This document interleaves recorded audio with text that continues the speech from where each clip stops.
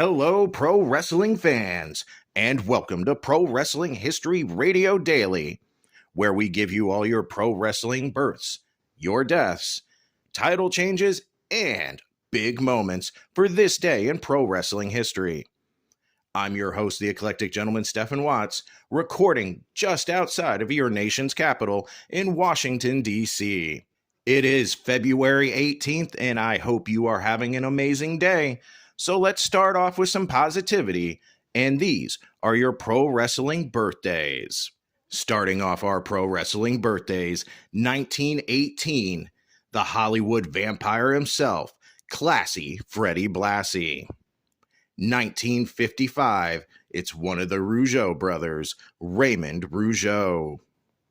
Then we move all the way up to 1980 for Hideki Suzuki, a All Japan and Noah stalwart.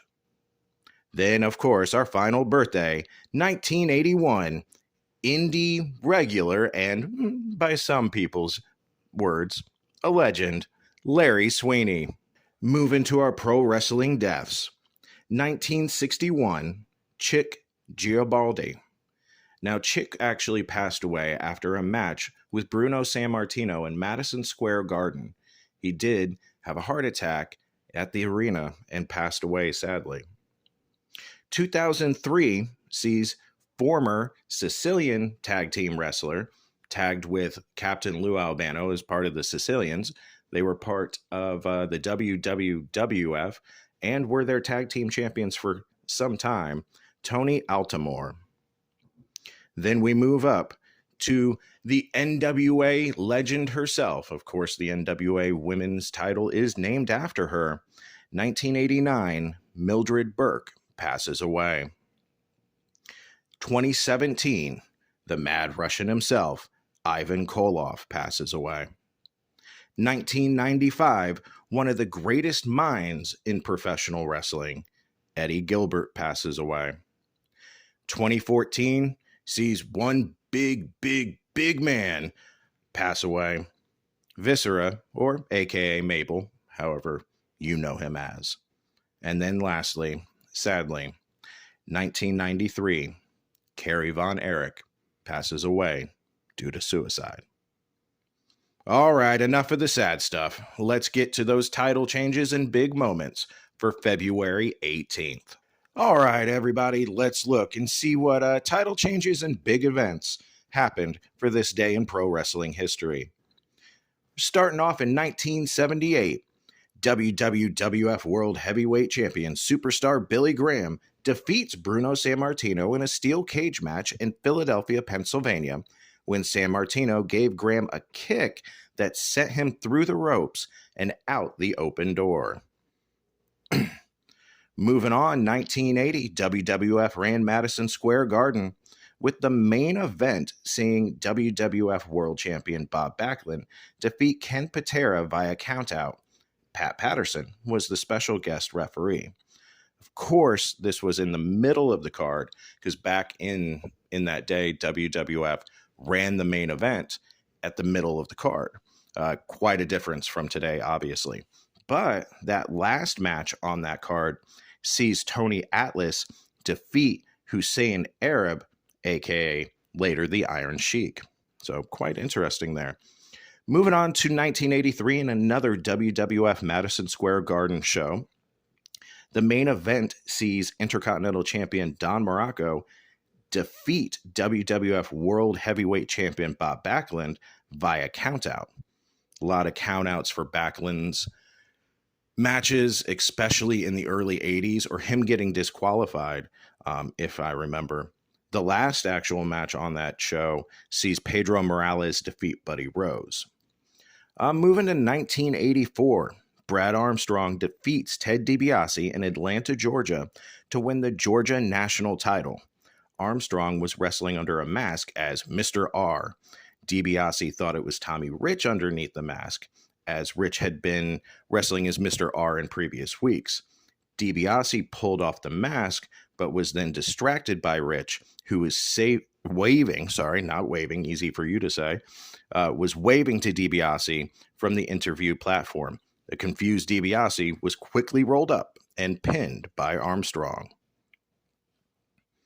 And then 1985, this moment in professional wrestling is probably one of the most important or one of the most disastrous if you're a Southern wrestling fan or a territorial wrestling fan, or prefer true classic professional wrestling, because this was kind of one of the starts of sports entertainment, as we call it now.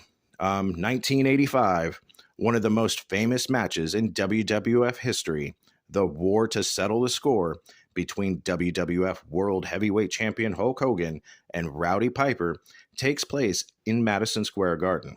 The match, which saw pop star Cyndi Lauper in Hogan's corner, was aired live on MTV. Of course, this, is one of the things that started that rock and wrestling connection, and mainstream TV, and whoever you discuss it with, it's either one of the greatest things that has ever happened to professional wrestling or one of the worst things.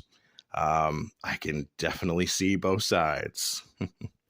1986, at a television taping in Poughkeepsie, New York. Haha, I can say that because I actually lived near there at one point. Roddy Piper and Cowboy Bob Orton shaved the hair of midget wrestler the Haiti Kid into a mohawk and taped his mouth shut after Kid admitted to being friends with Mr. T and saying he hoped Mr. T would beat Piper at WrestleMania. I don't think we can get away with that nowadays. But yeah, you could get some big time heat doing certain things like that back in the day. Moving on to 1992, and a moment I remember was I a teenager at this point? Close to it. But at a television taping in West Palm Beach, Florida, WWF Intercontinental Champion Roddy Piper and number one contender Bret Hart were interviewed by Mean Gene Okerlund. Piper noted the history he had with the Hart family, saying he didn't want to fight Bret at WrestleMania. Hart said whether Piper wrestled him or not, he was getting the Intercontinental title back. Piper said that if Hart insisted, then the fight was on. They shook hands, and Bret turned to leave. Piper raised the title belt above his head and stood behind Hart, about ready to hit him. When the crowd reacted, Hart turned around, and Piper said, "I would have had you." God, pardon me, guys. "I would have had you." This would become a storyline point in their WrestleMania Classic, as Piper would have the opportunity to cheat in their match, but he would opt not to, and thus, Bret would win his title back at Mania. Moving on to 1996, Johnny B. Bad, aka Mark Merrow, defeats Lex Luger in Norfolk, having trouble speaking today, guys, Norfolk, Virginia, to win back the WCW World Television title, which he had lost to Luger the night before in Baltimore, Maryland. This marked the beginning of Bad's third run with the belt. I remember starting in the early 90s up until right around the NWO coming in, especially in Virginia and Maryland, WCW would do this a lot, where they would have a lot of different title changes, and the lower belts, sometimes the tag titles, the television titles, sometimes the United States title, but you would have in a weekend titles going back and forth like hot potatoes. So, all right. And then we're ending today in 1996, because we do everything 1999 and back. Yes, I know some of you younger kids would want us to do stuff in the 2000s, but this is wrestling history, and I can't classify it as wrestling history until it hits closer to 25 years at least. So we end on 1996. WWF held their sixth In Your House pay-per-view at the Louisville Gardens in Kentucky. The original In Your House events were short 2-hour pay-per-views at a reduced price. So you younger ones, our pay-per-views, I remember our pay-per-views used to be like $30 for a 3-hour show. So the idea was 2-hour pay-per-view at $20. It's not really much of a discount because it was $10 an hour for the pay-per-views. But this allowed me to convince my parents, I remember all the time, so that I could get almost all the pay-per-views, which was great. But anyways, we look at it, and the main event sees The Undertaker defeat Intercontinental Champion Goldust via countout. Wah, wah, wah. Somehow, with that being the main event, you did have WWF World Heavyweight Champion Bret Hart defeat Diesel in a steel cage match when Hart escaped the cage as The Undertaker came through the canvas and pulled Diesel into the hole.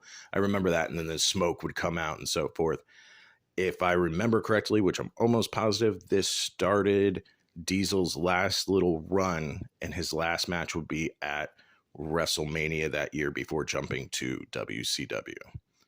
So, ladies and gentlemen, thank you for staying with me, learning a little bit with me on today's wrestling history. I hope you are all having an amazing day. Be healthy, be happy, take care of yourself. People love you, and I'll see you tomorrow.